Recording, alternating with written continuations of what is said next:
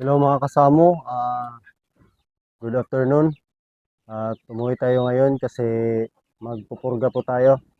At ngayon, i-update ko kayo sa ating sisiw na kinagat ng daga na yung tinahi natin. At ito na po siya ngayon. Papakita ko sa inyo kung gaano na siya kalakas. Naka-recover na po yung sisiw natin na tinahi natin yung ano niya, yung sa liig. At yung dalawa niyang kapatid na mamatay at siya lang po ang nakarecover. At ito po siya ngayon. Tingnan niyo yung liig. Ito po yung sugat niya no. Pero ngayon wala na. Pero may ano pa tanod. Oh, yan oh. May sinulid pa. Marami po tong sinulid. Pero yung iba nawala na, kinamot siguro niya. Isa lang po yung natira. Ito. Ito. Ito. Yan. Kasi ano to, last po tong ano niya, yung dito sa liig niya. Ito po yung dumpo natin. Dumpo natin na gold. So, ito po ang gagawin natin breeder. Na ito. Napakalaki din to. Saka ito po yung ano niya. Ito. Ito po yung papa niya. Yung ito. Ito. Napakalaki. May ano na may isa na natira na sinulid. Buti na lang to naka-recover to. Yan ito makikita mo.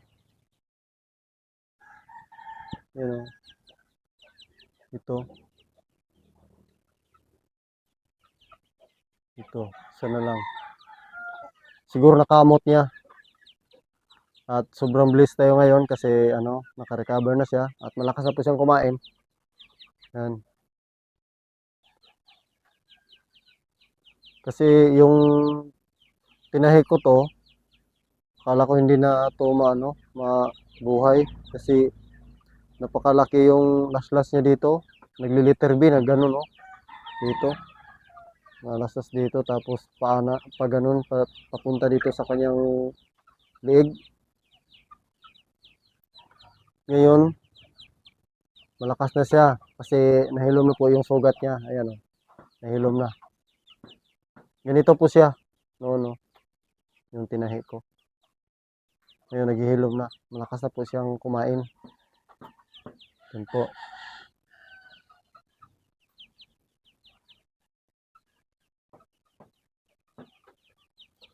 Maganda kasi to.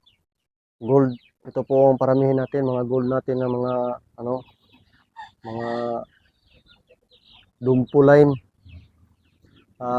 Pag ganito ang klase, ang kulay niya, tag 2.5 po to. Bawat isa yun ang ganito kalaki. May bibili na sana nito kaso lang hindi ko binibenta kasi gagawin ko tong breeder. Ito. At yun lang po ang update natin sa ating sisiw na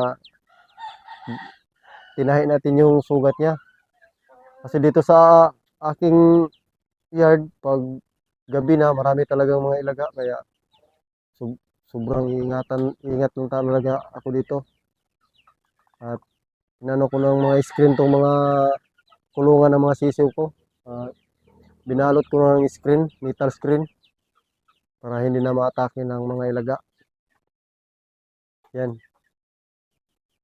At kung bago ka lang napadpad sa aking channel, huwag mong kalimutang mag-subscribe at hit the notification bell para sa sunod ko mga video.